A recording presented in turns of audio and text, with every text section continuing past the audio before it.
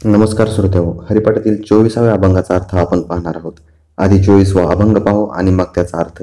24वा अभंग असा आहे.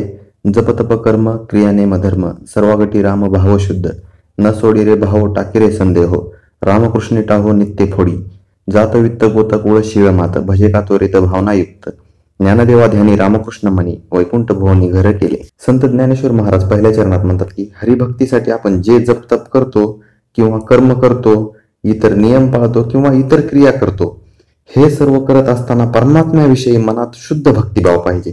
कारण भक्तीचे साधन कोणतेही असो, फक्त आपण शुद्ध मनाने परमात्म्यावर भक्ती केली पाहिजे.